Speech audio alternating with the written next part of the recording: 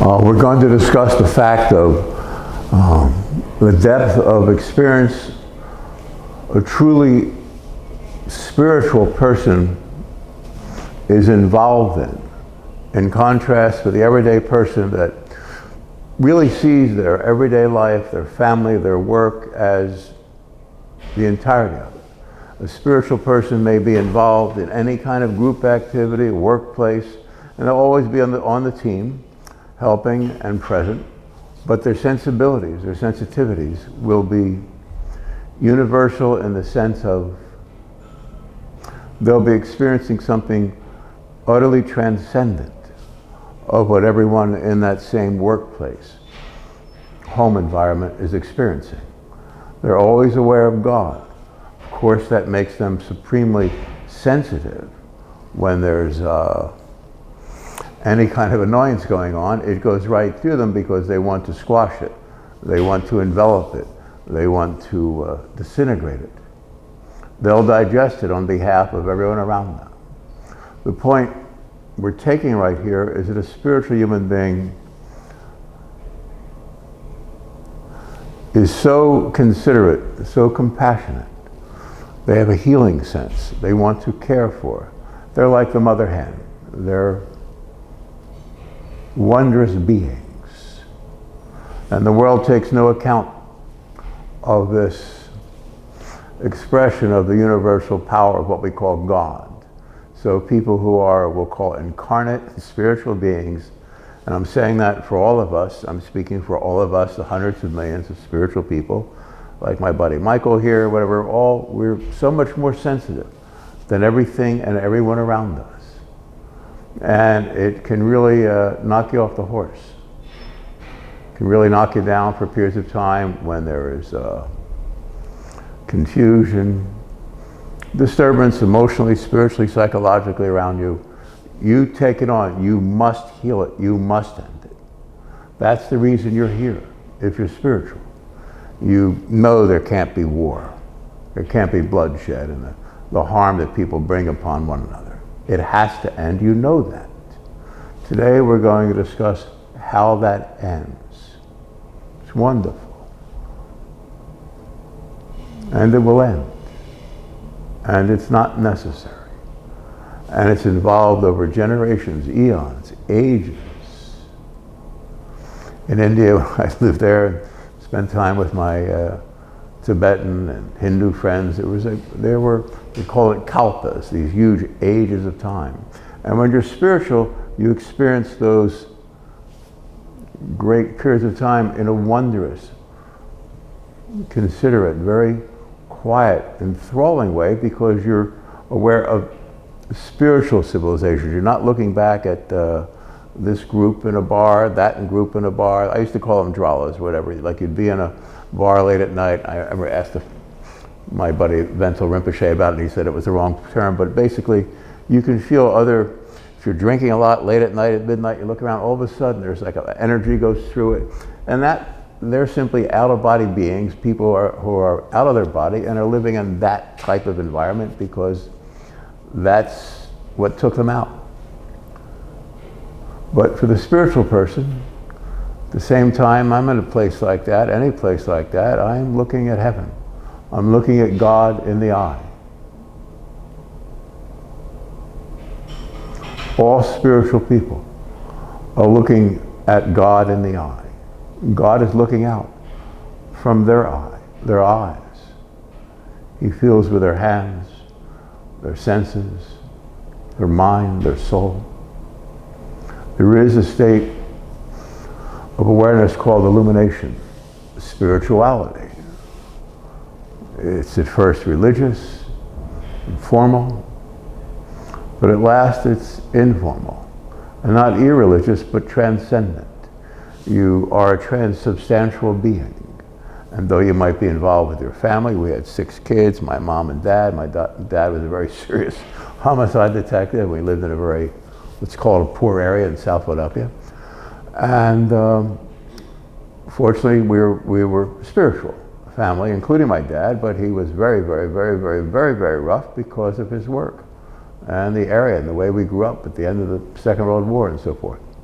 So in that, I'm going to throw these things all together. Like in a family, a friend of mine worked for the government. He asked me about some things with his family, and I said, well, your family's been together about 500 years. If you have a close family, you'll see that all the presences of your family, all the souls, there's some kind of relationship that's beyond just Sally's the older sister and Susie's the younger. There's something more going on, and you know it. And that's why people traditionally have said that, you know, in the end, all you have is family. But they mean that's more profound than it sounds insofar as your everyday existence and environment, because your family generally is together for a long period of time. There are close relationships. And the people you love, you might have loved 3,000 years ago. And this is being said to say that we escape time altogether when we're spiritual, when we're with the family, when we're at a workplace. My being a friend of my teacher here, Greg Ascalt, is a martial arts master. So for 50 years, he's been together with groups of martial artists or his students that he would take to every tournament. And so they were so close. They were like one person, one family. You have this in the military. You might have this in a workplace. And you might not. You might be a lawyer,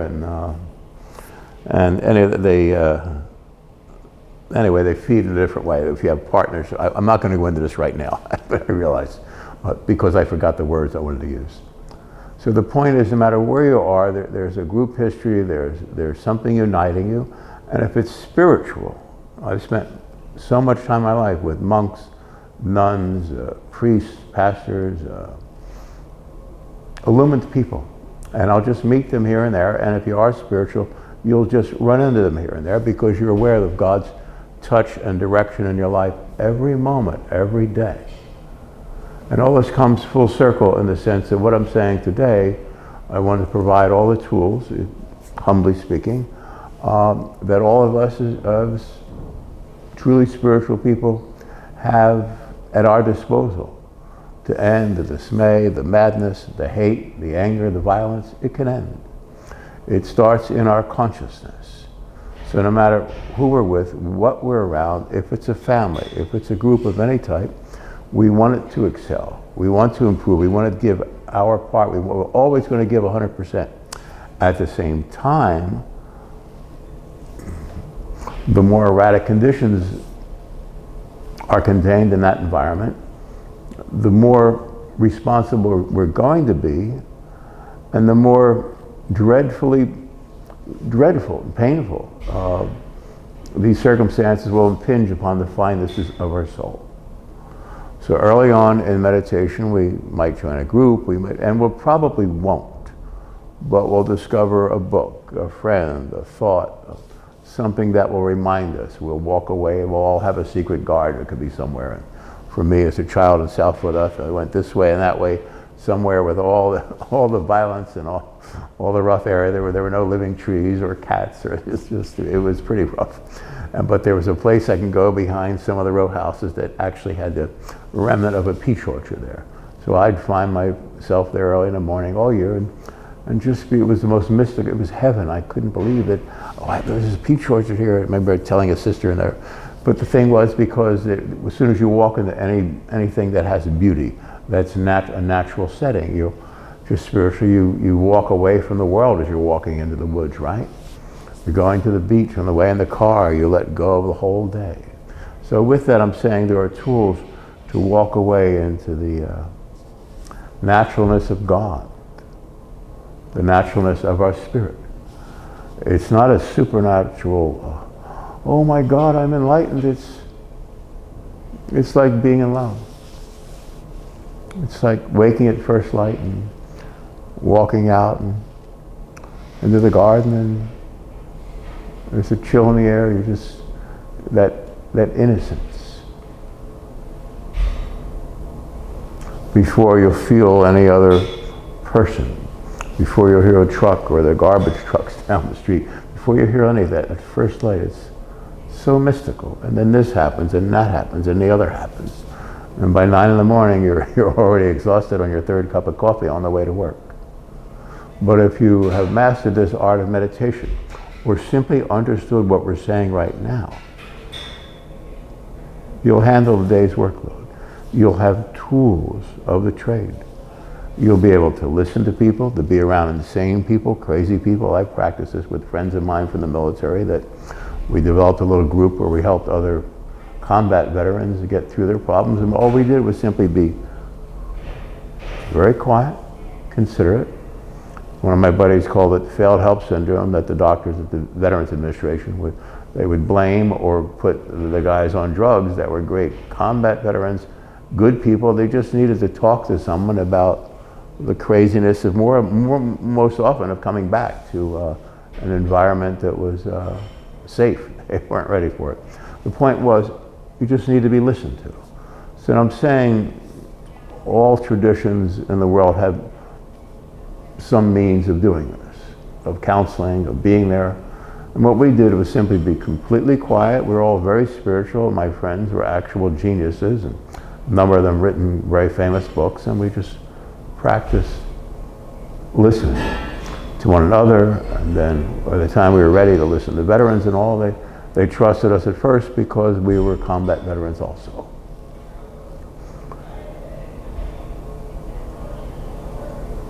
And then the methods went around, and I walked away from it. My friends walked away from it. It started to become something.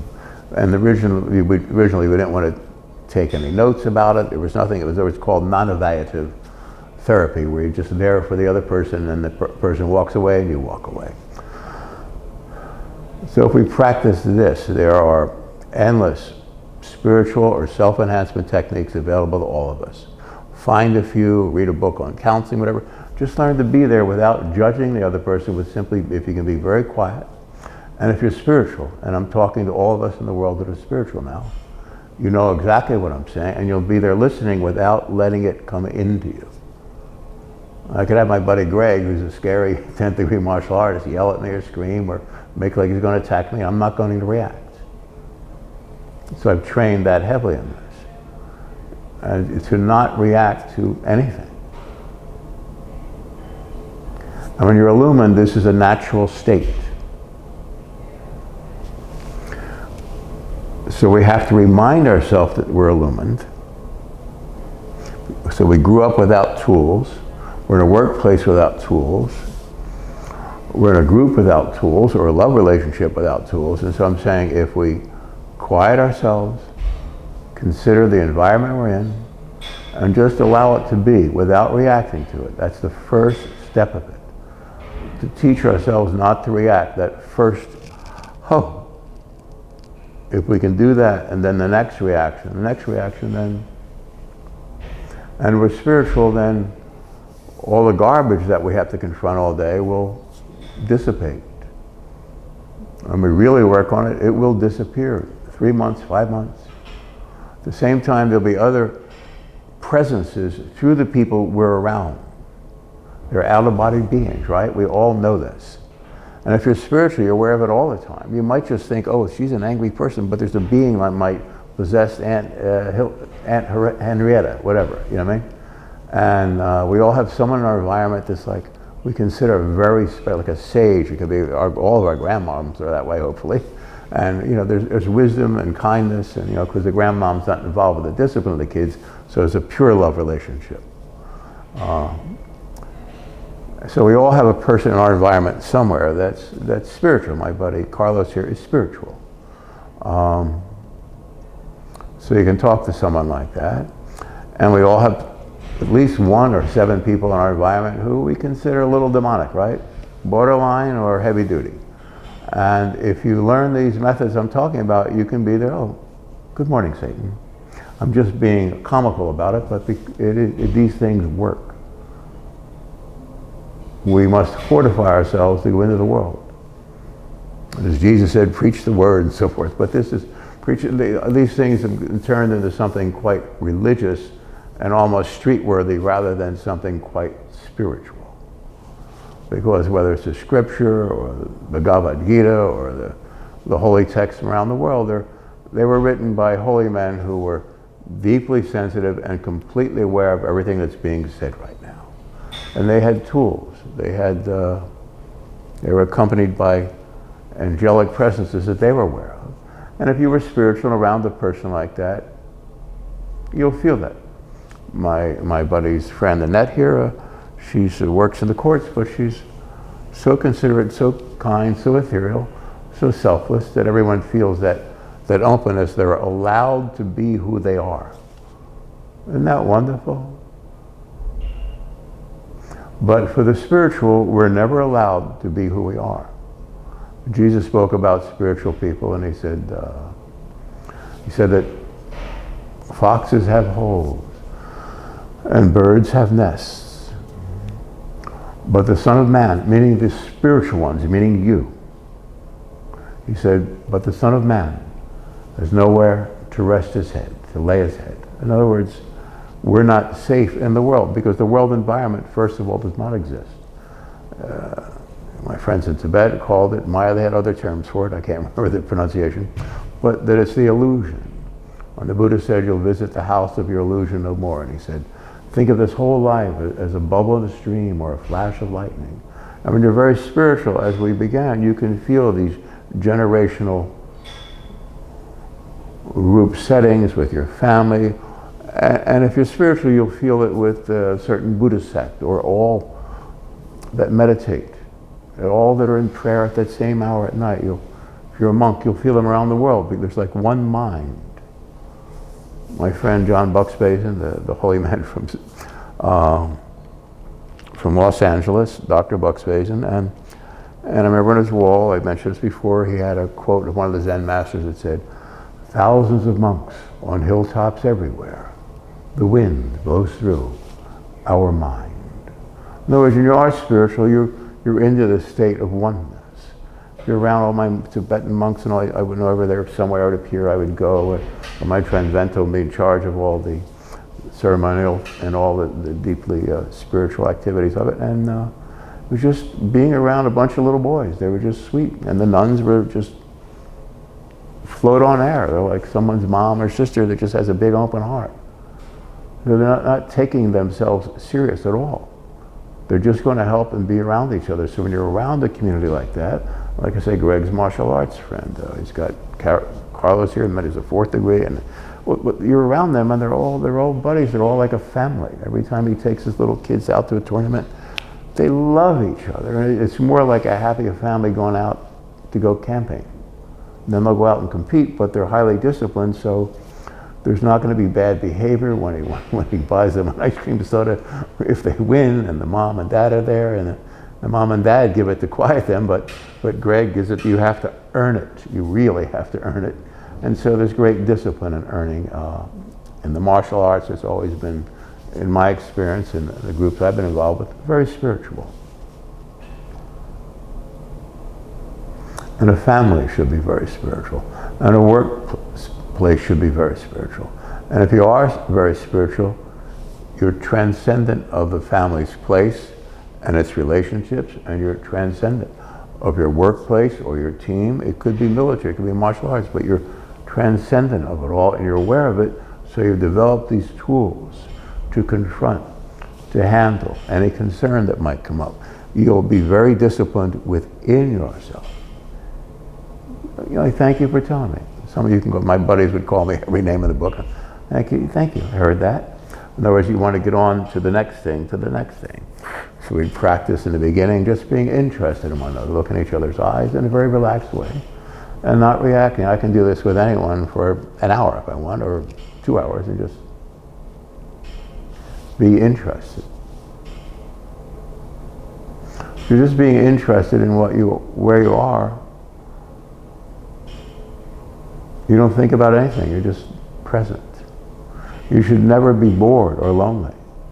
Practice in the beginning, walking into a room, sitting down quietly, and it can be bare. We did it, my buddy owned a building on Burgess here, and we would sit in there and just starkly empty rooms, and we just sit there and just walk in there, just be interested quietly in the space you're in. Not getting wavy thoughts. If you exteriorize your thinking process, the prefrontal cortex, which is, that's what the whole world is. It's created and it goes on here and Satan feeds it. That's the entirety of what you're feeling. If you're a spiritual being, if you really want to be here and you are demonic or possessed or material world is your whole life, then you're simply in this place. The spiritual person sees that all the time. And if we're spiritual and we're out of our prefrontal cortex, Buddhist meditation, martial arts meditation, your entire sensorial field, all your emotions, let it fall deep in the hara, the martial arts, or you can call it your center of gravity and sports activity. And then the thinking mind, you can put 18 inches in front of you on the floor, as Bodhidharma taught us, to just stare at a wall. And this is what they were doing. I simply knew this instantly. The first time I ever did it with Dr. Show in Philadelphia was just simply, oh, that's why they're feeling that, because I was always feeling this spiritual presence that God was, and you never know if you're spiritual growing up. You're very kind of lost and considerate and kind, and you want to listen, you want to be there. And what we're presenting today are the tools of the trade, as it were. If you're spiritual, you want to end all the bullshit in the world, right? You're really tired of it, you really had it. And you're attacked daily, aren't you? And it's wrong, and you're innocent. Guilty without wanting to be, and innocent without knowing. There's nothing wrong with you. You're not guilty. It's original innocence. So if we remind ourselves of that, and we protect ourselves with an ability to be aware without reacting. My buddy Greg teaches a student not to move until the actual moment. At this great position. He teaches, real world-class champions. They come in here and work out all the time, and it's remarkable to be that clean in your movement. Carlos is a gifted athlete. Very few of us are, and so if you have that on top, then learn these things. You in anything, any area of life.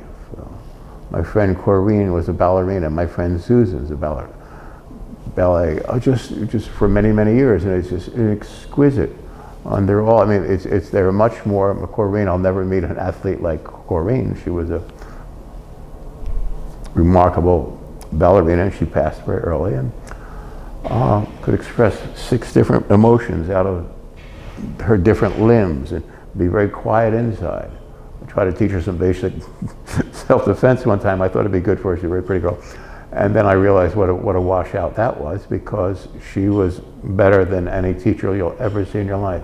I think that guy Carradine would have played that kung fu guy on TV. It was like, I read one there, he was a dancer. So that's why it all looks so good.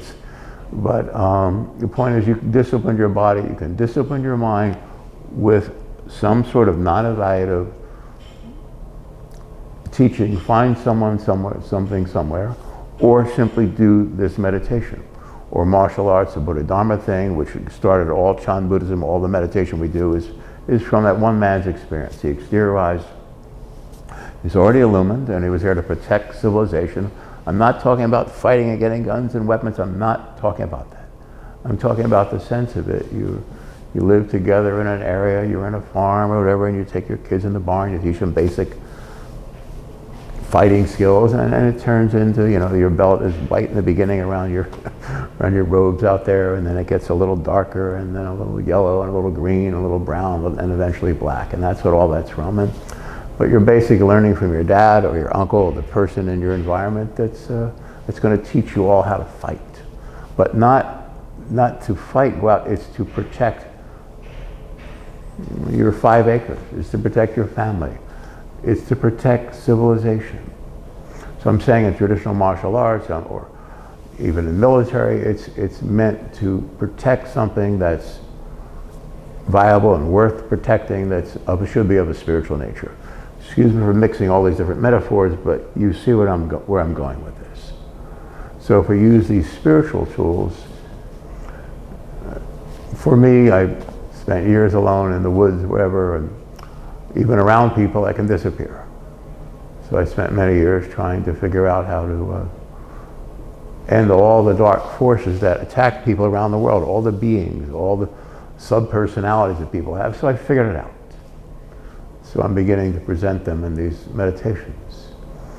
And the first step is to learn to non-evaluatively be there with those you're with. I can listen to people talk about their business or whatever. And of course, if you're spiritual, you're going to get very bored initially with people. Oh no, because they're sucking the light out of the room. But if you learn these tools and they have a spark of divinity in them, which everyone does, then you can heal people by the dozen every week of your life for the rest of your life. So if we start moving these tools out from this room to the next, it won't take long. The combinations and permutations of people understanding how to do this, which is the mystery that all of us who are spiritual want, desire, need. No more war, no more pain, no more hate, no more violence, none. And we get there through these quiet tools of not being moved by, well, Sally doesn't like this, she's jealous. Oh, thank you. What do you think she likes? Rather than, as soon as you react, then you're adding to the bull, aren't you? And you're just mixing the paint. When Van Gogh drew something, he never mixed the paint, he just put exactly the amount. Thought about it for hours or days or years. And you are God's work of art. You're beautiful, you're magnificent. You might have taken a series of incarnations to get here where we're talking and sharing the same thoughts we all have in the back of our mind. This has to end. It's horrible, it's confusing, and it's meant to confuse us and be horrible, and it's nothing.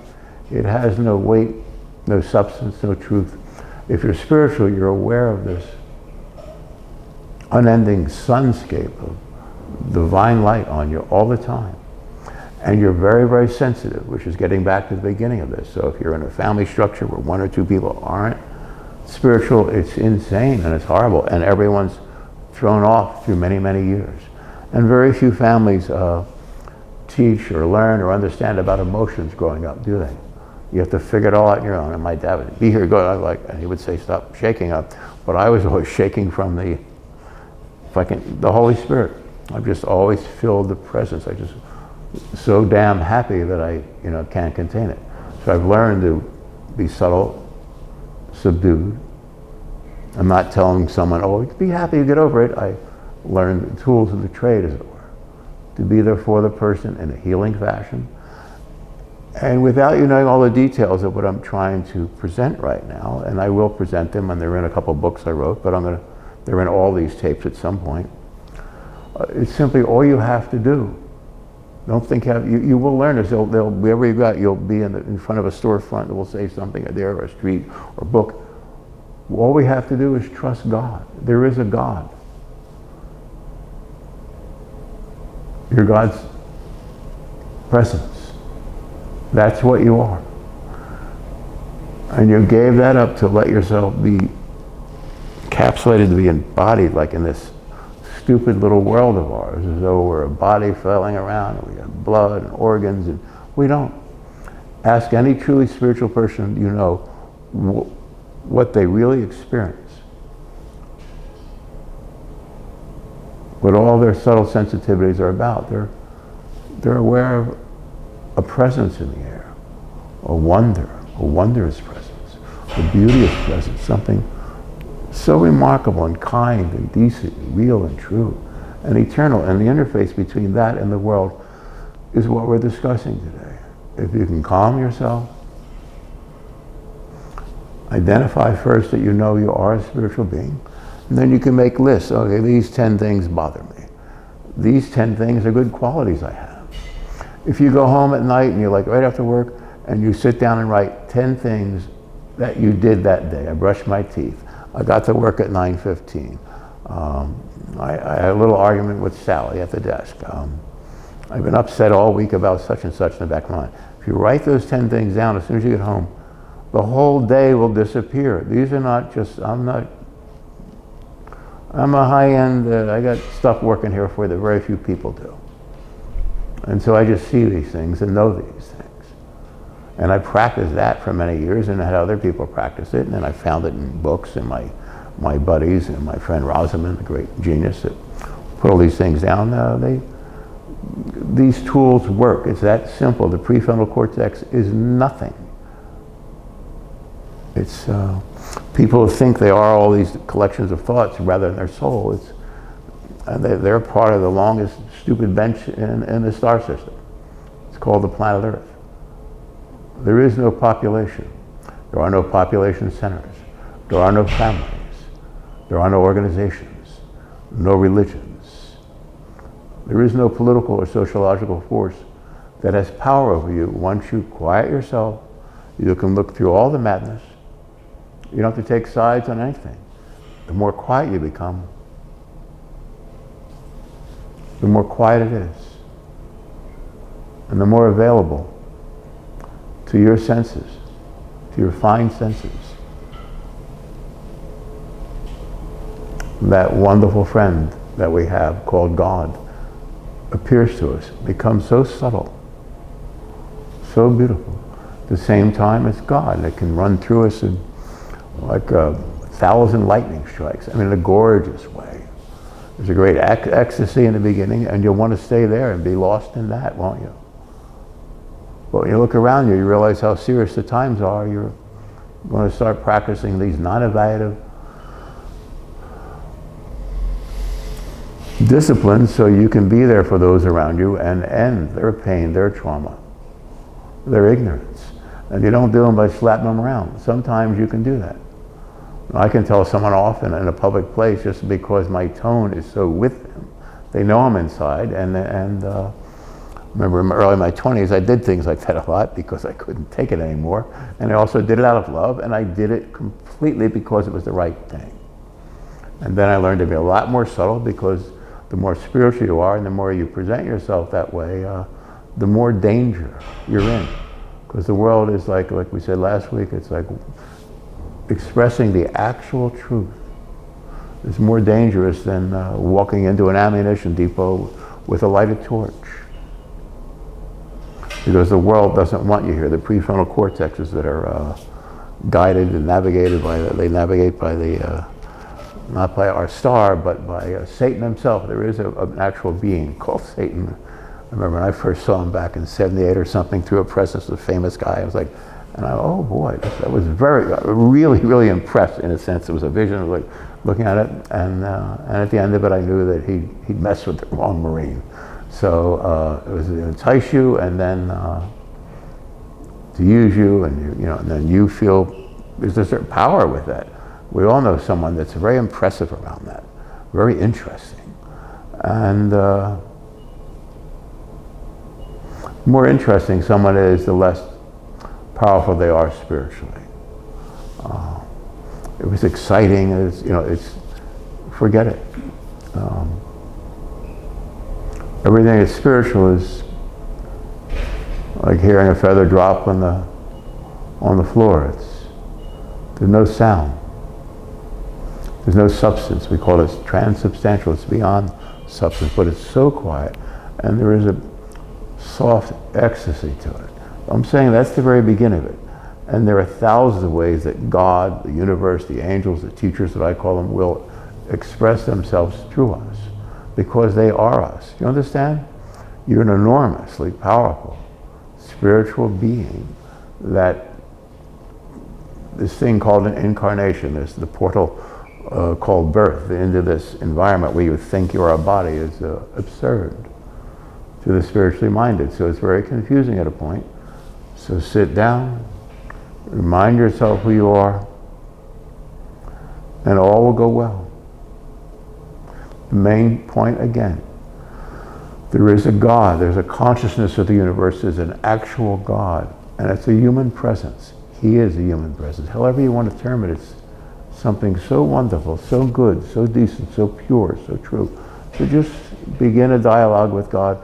Write down the 10 things that happened. Write down 5, 7, 3 good qualities you have. write down, or make a list of of how many times have I followed the golden rule today, do unto others.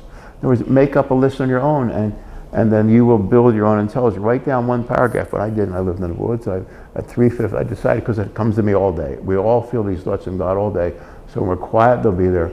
So I've decided at 3:15 to write a paragraph or two every day for 6 months. And I did it, and I had a 1,200-page book by the end of it, and it was all very mystical and wonderful and beautiful, and it all rolled into the next thing and the next thing and the next thing, and I called it Paradise.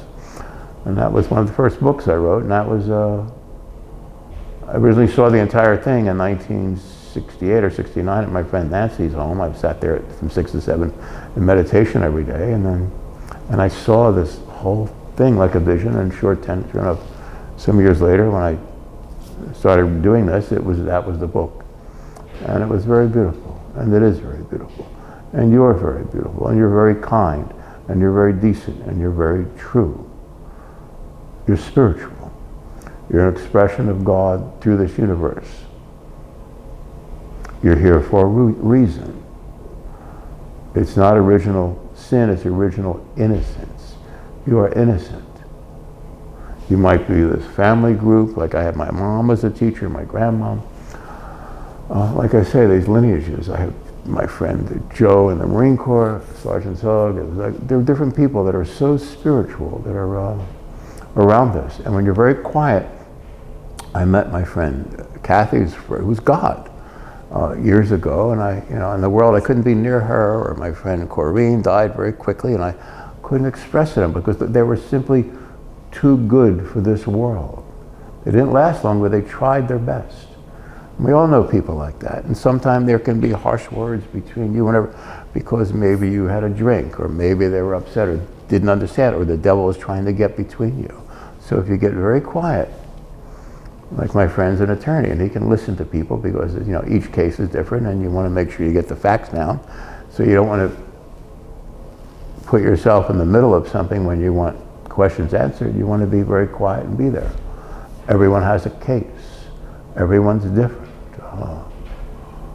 I have friends that are very, very spiritual, very beautiful, and this life is just not working for them.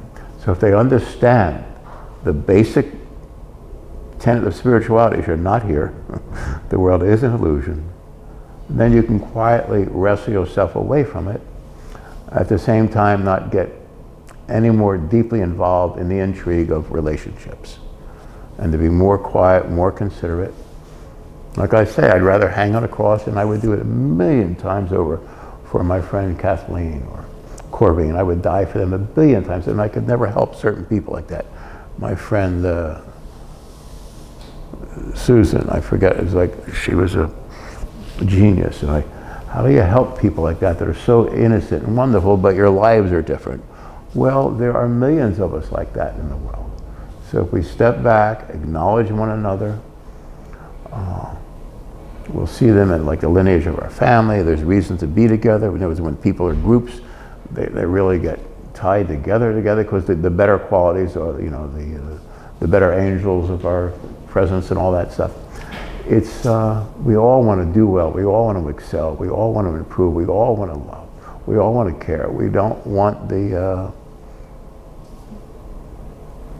disobedience of the dark souls around us anymore. So if we follow these basic precepts of consideration, kindness, and I'm not talking there's nothing weak about what I'm saying. Greg does it teaching martial arts. He can teach a young man here who's just a very gifted athlete at the 4th degree, just throwing, things at you that are like lightning, but will kill you if you don't block them. And he does it very quietly. I'm saying that's one way. There are hundreds of ways, but in that, it involves being a better person all the time. To get good at any art, you have to become a better person, at least more concentrated, more considerate, more aware, right? There's a discipline to everything. There's a spiritual discipline. There's a God. He's your God. I know this can't be heard, but you're God to him. Please hear these words. There's nothing wrong with you. You're not your body or your problems or the solution to your problems. You're made of light, a spiritual sense. It's in the air. It fills the air. And your presence fills the air and is infinite. So imagine how sensitive we are, and then look at all the garbage we've gone through in our life. It's because we're so delicate and sensitive. My friend Greg can figure out his spirituality through very tough guy things because that's how he grew up. Me growing up in a very intellectual, spiritual family, I found ways to just disappear around people. I can be in the midst of anything and disappear. And so can you. And so we begin some sort of non-evaluative way of communicating with people where we don't react. It doesn't help. Any professional, like my friend Michael, it doesn't matter what you are. Just listen to the person's case that's in front of you and be there for them. You're their advocate, right? So become very quiet, and listen, and then understand their point of view. When people feel listened to, you'll do more for them in 30 seconds than their church did, than their wife did, than their children did, than their husband did, certainly than their college did. I say that because we are not, our education is what we understand of life, however it came to be. Trust yourself. There are no experts. When you're illumined, you'll see, as the Buddha said, that it's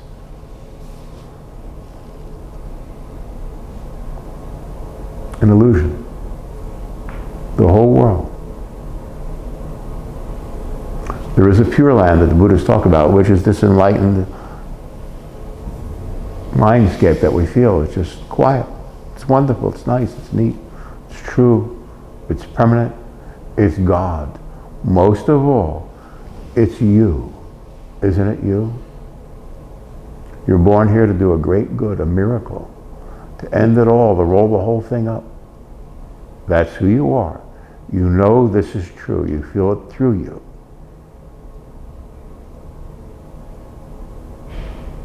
You're a holy messenger. You're a teacher. You're a healer. You're a kind person. You're true.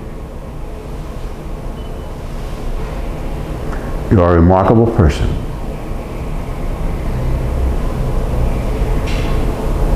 You're here for a very short time to do a permanent good for all the decent people in the world. Help them understand. To step back a minute, consider the environment, use some of these non-evaluative tools to help those around you. Write down 10 things on the, if someone had a problem the other day, my buddy, and I said, what time did that happen? He said, such and such time. And I said, what time is it now?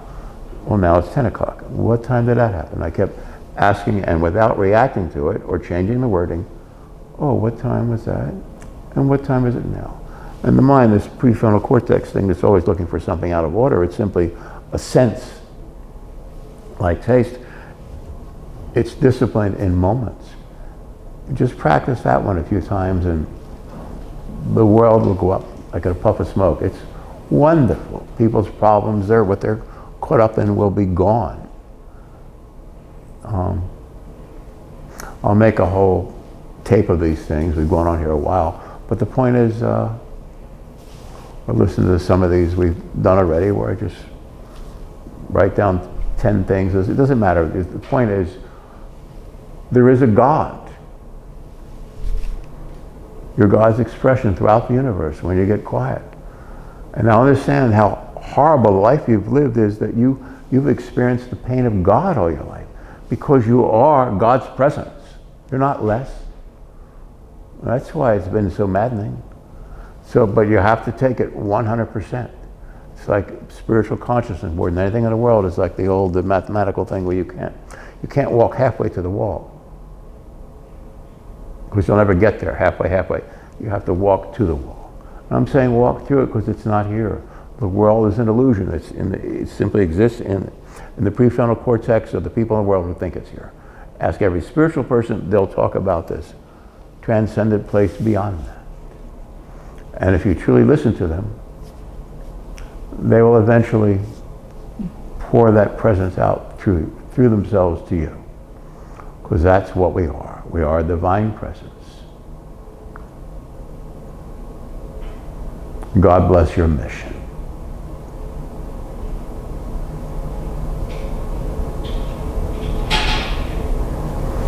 Simply talk to God, reflect, contemplate, meditate, pray. Do something artistic, something wonderful. Keep giving yourself away.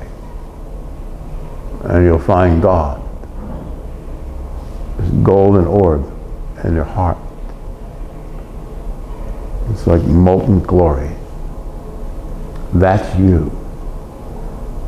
You allow yourself to be poured into this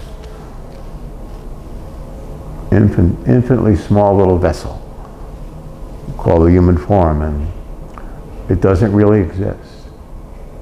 And if you can hear that, you can hear the whispers of eternity, where they speak to you, and they need to speak through you.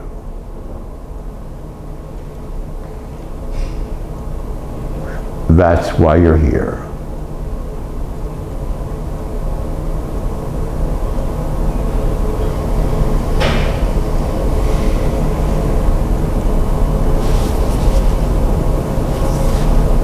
Thank you. Thank you, Mr. Skolta.